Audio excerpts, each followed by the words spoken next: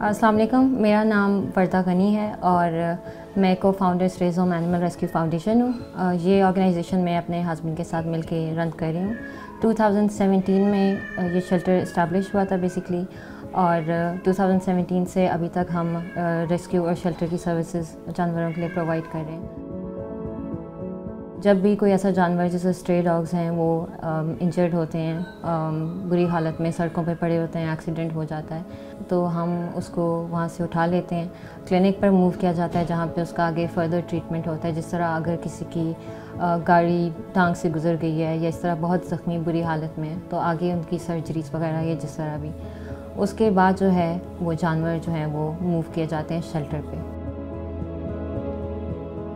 Cities हैं जिस तरह टेक्सला, वाह वगैरह, अटक, जहाँ पे अभी तक इस तरह की कोई फैसिलिटीज़ नहीं है एनिमल रेस्क्यू की, तो अगर वहाँ से भी कोई केस आ जाता है इस तरह का, या हमें कोई बताता है कि कोई कुत्ता ज़ख्मी हालत में पड़ा है या कोई बिल्ली बड़ी बुरी हालत में बीमार है, तो हम कोशिश करते हैं कि हम उसको भी रेस्क्यू करें। लोगों के जहन में स्ट्रेस को लेके बहुत मिसकंसेप्शंस हैं। लोग उनको हाथ नहीं लगाते, लोग उनको बड़ा गंदा समझते हैं या गलीज समझते हैं। इस प्रोसेस में अगर कोई जानवर जो है वो 100% रिकवर हो जाता है तो हम उसको रीलोकेट कर देते हैं, मतलब वापस या तो वहीं पर छोड़ देते हैं जहाँ से मिला था, या हम उसको कोशिश करते हैं, बेहतर ये है कि वो अडॉप्ट हो जाए। हमारे पास एक केस जिससे मेरी सबसे ज़्यादा बेसिकली अटैचमेंट थी और जहाँ से मेरा कनेक्शन और ज़्यादा स्ट्रेज होम के साथ बढ़ गया था, वो मेरेकल का था। तो हमें एक कॉल आई एक सिक्योरिटी गार्ड की, जिन्होंने हमें बताया कि एक कुत्ता है वो खून में लथपथ पड़ा है। जल्दी उठाया उसको, करीबी जो सबसे करीब क्लिनिक था उसको पहुंचाया। मतलब मौज़ा था मेरेकल का बचना, क्योंकि उसकी बॉडी में बहुत ज़्यादा पैलेट्स लग चुके थे और बहुत खून बह चुका था। एक तो जो फिज़िकल ट्रॉमा था, उसके बाद जो उसको साइकोलॉजिकल ट्रॉमा था, जिस तकलीफ़ से वो गुजरी और हमने उसके साथ वो सारा वक्त गुजारा है और देखा है, तो तब हमें एहसास हुआ कि जानवर भी बहुत ज़्यादा दर्द महसूस करते हैं, उन्हें भी बहुत तकलीफ़ होती है। खुशी ये हुई कि हम उसे बचा सके, लेकिन दुख ये था कि हम किस तरह इन बेज़ुबान जानवरों को ट्रीट कर रहे हैं।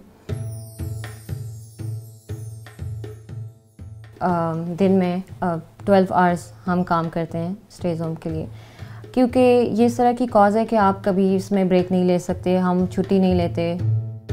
और हमारे वॉलंटियर्स हैं जो इस्लामाबाद में स्प्रेड हुए हैं, कोई F6 में है, कोई E11 में, इस तरह डिफरेंट एरियाज़ में।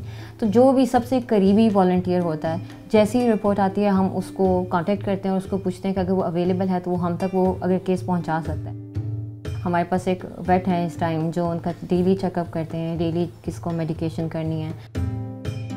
तो जो बुरी हालत में जानवर होते हैं उनको तो उठाना अक्सर आसान होता है, लेकिन कुछ बेचारे बहुत तकलीफ़ में होते हैं तो वो आपको बाइट भी करने की कोशिश करते हैं। तो उसके लिए भी हमें प्रिकॉशंस लेनी पड़ती हैं, ग्लव्स पहनने पड़ते हैं, अपने साथ मज़ल रखनी पड़ती है। ऑब्वियसली हम डोनेशंस पे रिलाई करने लगे, हमने अपना एक सोशल मीडिया क्रिएट किया, हमने वेबसाइट लॉन्च की अपनी। हमारे लिए डोनेशंस बहुत ज़रूरी हैं, हम बहुत हैवीली रिलाई करते हैं इनके फूड के लिए, मेडिकेशन के लिए, हर तरह के इनके इलाज के लिए। डेफिनेटली हम फ्यूचर में चाहेंगे कि हम अपनी टीम को भी एक्सपैंड करें, हमारे पास एक रेस्क्यू टीम हो, रेस्क्यू व्हीकल हो, जो बहुत ज़रूरी है, जो हम इस्लामाबाद सिटी में बेसिकली चला सकें।